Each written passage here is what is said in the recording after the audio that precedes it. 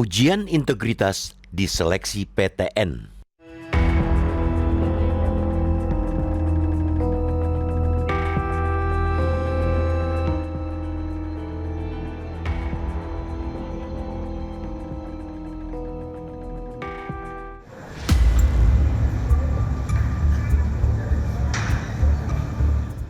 Jutaan siswa berjuang keras tiap tahun untuk mendapatkan kursi di perguruan tinggi negeri PTN terbaik demi meraih masa depan. Namun setiap tahun pula, di balik semangat itu muncul bayangan gelap yang terus berulang. Kecurangan dalam ujian tulis berbasis komputer seleksi nasional berdasarkan tes UTBK SNBT. Alih-alih hilang atau berkurang, praktek kecurangan justru semakin canggih, terorganisasi, dan masif.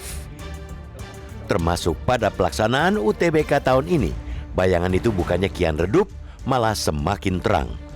Panitia telah memetakan 2.940 data anomali peserta yang berpotensi melakukan kecurangan bahkan sebelum ujian dimulai.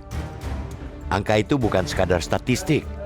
Angka itu adalah cerminan dari betapa rapuhnya sistem integritas dalam proses seleksi masuk pendidikan tinggi. Itu terbukti pada pelaksanaan ujian. Panitia menemukan banyak kecurangan yang dilakukan peserta ujian, mulai dari pemalsuan data, rekayasa foto, penggunaan alat bantu ilegal, hingga praktek perjokian. Kecurangan dalam pelaksanaan UTBK 2026 bukan melulu cerita tentang siswa yang membawa contekan.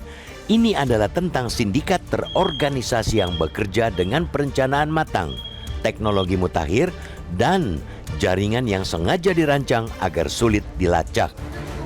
Modus yang digunakan pun tidak lagi sederhana.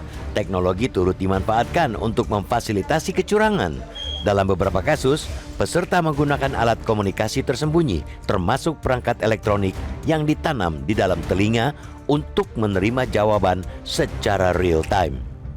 Selain itu, ada pula upaya manipulasi identitas melalui modifikasi foto guna mengelabui sistem verifikasi wajah, face recognition.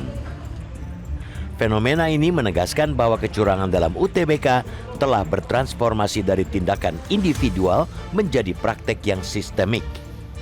Praktek perjokian masih menjadi pola klasik, tetapi kini dilakukan dengan teknik yang lebih sistematis, seperti satu orang menggunakan dua identitas berbeda untuk mengikuti ujian lintas tahun. Bahkan terdapat indikasi keterlibatan sindikat yang menawarkan jasa kelulusan dengan imbalan tertentu. Fakta yang mesti dipahami bahwa menurut temuan panitia UTBK, di balik seorang joki yang tertangkap, terdapat setidaknya 2 lapisan koordinator di atasnya yang mengendalikan operasi. Para joki direkrut, dipertemukan dengan koordinator, dan sengaja tidak saling mengenal satu sama lain. Itu sudah seperti pola yang dipakai jaringan kriminal untuk memutus rantai jika salah satu tertangkap. Namun persoalan UTBK tidak boleh direduksi hanya pada upaya menangkap pelaku. Persoalannya lebih besar daripada itu. Kecurangan dalam UTBK tidak bisa dianggap sebatas pelanggaran aturan teknis, tetapi mesti diwaspadai sebagai ancaman serius terhadap integritas dan marwah sistem pendidikan nasional. Ketika kejuruan gagal ditegakkan di pintu masuk perguruan tinggi, maka universitas berisiko menjadi ruang reproduksi ketidakjujuran.